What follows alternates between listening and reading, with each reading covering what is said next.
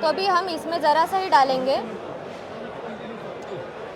तो अभी देख सकते हो जैसे जैसे ये पानी में जा रहा है वैसे वैसे वो क्लियर करता जा रहा है। किसान साथियों, कई बार ऐसा होता है कि आप खूब दानेदार डीएपी, यूरिया और एनपीके डालते हैं, लेकिन फसल में उसका असर नहीं दिखता, उत्पादन नहीं बढ़ता। ऐसा इसलिए होता है क्योंकि रासायनिक क्रियाओं के कारण ये उर्वरक मिट्टी में पत्थर जैसे बनकर पड़े रहते हैं, जो नंगी आंखों से दिखाई नहीं देते। कृषि वैज्ञानिकों ने इसका तोड़ निकाला है। पीएच ट्यूनर जैसे उत्पाद ये मिट्टी में जमे उर्वरकों को ऐसा बना देते हैं कि आपकी मिट्टी और फसल उर्वरक का इस्तेमाल करने के लिए तैयार हो जाते हैं। समझिए पूरा तरीका क्यों जरूरी है किसानों के लिए ऐसे उपाय भी। नमस्कार साथियों, हम आए हैं किसान प्रदर्शनी में और आज हम एक बहुत बेहतरीन अभी रिसेंटली शुरू हुई कंपनी केबी से मिला रहे हैं, जिनके पास एक बहुत ही उत्कृष्ट प्रोडक्ट है पीएच टर्नर। पीएच का बहुत बड़ा रोल होता है स्प्रे में और वाटर सॉल्युबल फर्टिलाइजर्स में, जो खाद को अपटेक कराने में रहता है। तो हम आपको एक छोटा सा डेमो बता रहे हैं, दिखा रहे हैं कि पीएच टर्नर कैसे काम करता है। सर बताइए। नमस्ते। बहुत बार कैसे होता है कि किसान क्या करते हैं कि फर्टिलाइज़र का एप्लीकेशन करते रहते हैं, लेकिन 100% फर्टिलाइज़र का अपटेक होता है कि नहीं, ये हमें देखने की बहुत बार ज़रूरत है। जैसे कि मान के चलिए कि अभी अब हम 1000 रुपये का भी खर्चा कर रहे हैं, तो 500 रुपये का खर्चा अभी भी ज़मीन में पड़ा है। वो कैसे, मैं बताती हूँ आपको।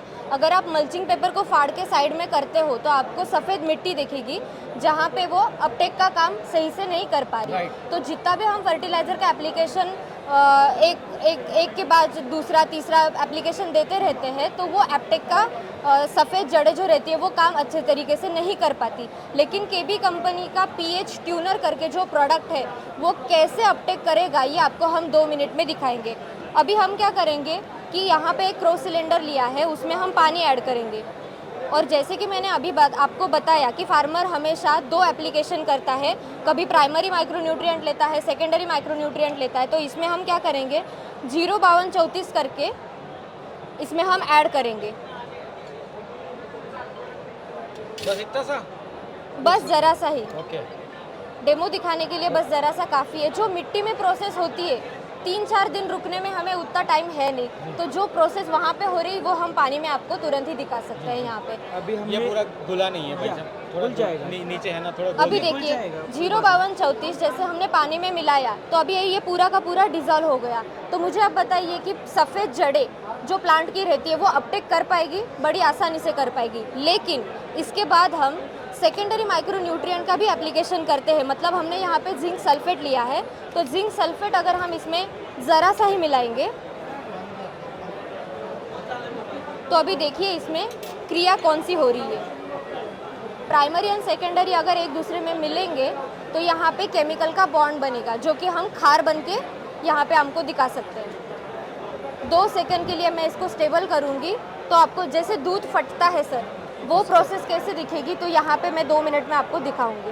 इसके लिए फॉर एग्जांपल हम नमक का ले सकते हैं। नमक कैसे बनता है, नमक सोडियम और क्लोरीन साथ में आता है, तो उससे क्या हो जाता है कि एक क्षार बनता है, उसे हम क्या बोलते हैं, शॉर्ट को नमक बोलते हैं। उसी टाइप से जो फॉस्फेट ग्रुप का जो खाद रहता है वो क्या करता है, अलग दूसरे खाद के साथ बॉन्डिंग करता है, और बॉन्डिंग की वजह से इस तरह से आपको ये दिखने लगेगा। अभी आप जो अगर देखेंगे या उसमें से ये बॉन्डिंग बन गया है 2 खाद का। अभी सर मुझे बताइए कि जैसे कि आपको ये दिख रहा है बॉन्ड जो क्रिएट हो गया अंदर, वो सफ़ेद जड़ें अपटेक कर सकती है क्या? बहुत ही मुश्किल है ये सफ़ेद जड़ों को अपटेक करना।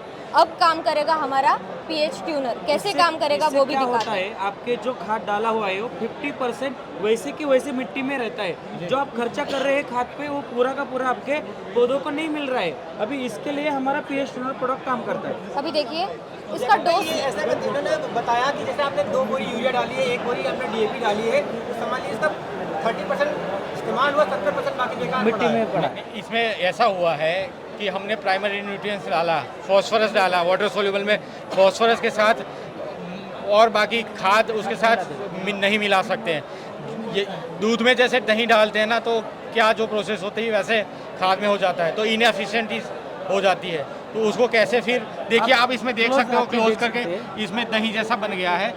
बल्कि इसमें कुछ मतलब जो सल्फर बेस्ड जो खाद डाला गया थोड़ी मात्रा ज़्यादा है, पर कोई बात नहीं, एंड रिजल्ट तो यही होता है। मतलब ये दूसरा तीसरा कुछ नहीं है, ये खार है। ठीक है, तो अभी हम इसमें ज़रा सा ही डालेंगे। तो अभी देख सकते हो जैसे जैसे ये पानी में जा रहा है वैसे वैसे वो क्लियर करता जा रहा है। लेकिन अभी मैं आपको विद इन 1 शेक में ही दिखाऊंगी कि ये प्रोसेस कितनी क्लियर हो गई। ये देखिए सर, आप देख पा रहे हैं यहाँ पे राइट। जितने भी बॉन्ड बने थे उनका पूरा ब्रेक करने का काम पीएच ट्यूनर ने कर लिया। अभी 100% तोड़ दिया है। यस, जो खाद दो खाद का जो बॉन्ड बनता है उसको वो पूरा ब्रेक का करने पूरा का सिर्फ बॉन्ड तोड़ा है, खाद तो वही रहेगा। खाद वही रहेगा, लेकिन सफेद जड़ों को अपटेक करने के लिए ये काम करेगा। काम करेगा। अभी क्या करेगा, आपकी जो जड़ों है सफेद जड़ों, ये अभी इजीली अपटेक करेगी उसको, जी। और आपके पौधों को जो आपने खाद डाला है पूरा का पूरा खाद आपके पौधों को मिलने वाला है। इससे वजह मैं से किसान इसका भाइयों डोसेस को कितना है? बताती हूँ। मैं किसान भाइयों को यही बताना चाहती हूँ कि 2 लीटर प्रति एकड़ के हिसाब से आपको पीएच ट्यूनर देना है। अगर आपको एकड़ का हिसाब नहीं समझ में आता तो 200 लीटर की पानी में 2 लीटर का एप्लीकेशन इसमें मिलाना है 2 लीटर प्रति एकड़। प्रति एकड़। 1 लीटर का खर्चा क्या है? सर देखो, 1 लीटर जैसे कि एमआरपी इसकी 600 रुपये है, और अगर आप लीटर का कर सकते हो तो 1200 रुपये इसका खर्चा आता है। ठीक बात है, बहुत अच्छी बात है, थैंक यू। कितने समय तक काम करेगा ये? कितने क्रॉप या सर्किल क्या है इसका? इसके लिए तो अगर आप एक बार डालते हैं तो वो 21 दिन के लिए उसका काम करता रहता है। अगर आप 21 दिन में कौन सा भी खाद डालते हैं बाद में भी, उसके ऊपर भी ये काम करेगा। अभी हमने जो किया था वो हमने एक फॉस्फरिक कंपाउंड वाला एक फर्टिलाइज़र वाटर सोल्यूबल हमने डाला जो 05234 था।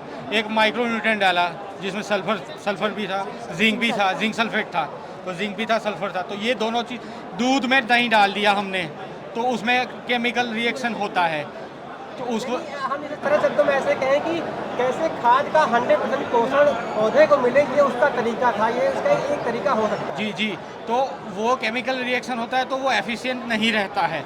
उसको एफिशिएंट करने के लिए हमने कुछ और चीज़ डाली जिससे उसका कंपाउंड जो था वो टूट गया और खाद जो था अवेलेबल फॉर्म में आ गया। बेसिकली बहुत सारे फार्मर क्या करते हैं कि जैसे कि मान के चलो कि एप्लीकेशन बार बार फर्टिलाइज़र का होता है, बार बार फर्टिलाइज़र के एप्लीकेशन के बावजूद जो ड्रिप लाइन रहती है वो चोक हो जाती है। चोक होने के बाद सही से सही मात्रा में हर एक पौधे को एप्लीकेशन नहीं मिलता, सही मात्रा में जितनी क्वांटिटी जानी चाहिए वो नहीं मिलती। वो बॉन्ड को या फिर ड्रिप को चोक करने से, मतलब रिलीज़ करने के लिए हम क्या इस्तेमाल कर रहे हैं? एसिड इस्तेमाल कर रहे हैं। तो एसिड क्या करता है? अगर सफ़ेद जड़ों में एसिड जाएगा तो वो नुकसानकारक है, हानिकारक है पौधों के लिए। इसीलिए हम ऑर्गेनिक एसिड, इसमें कंटेंट हमारा क्या है तो ऑर्गेनिक एसिड, ये सभी हमारी ऑर्गेनिक की रेंज है जो हम एप्लीकेशन का सुझाव फार्मर को देते रहते हैं।